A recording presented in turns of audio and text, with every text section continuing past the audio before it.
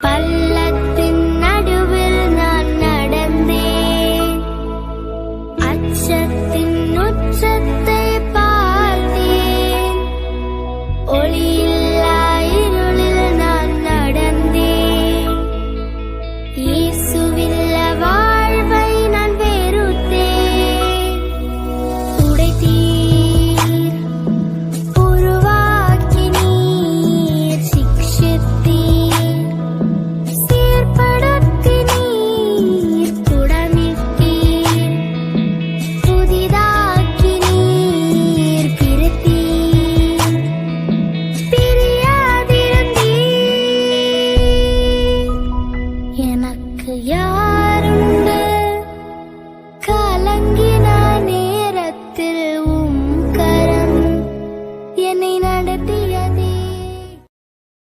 Download ShareChat.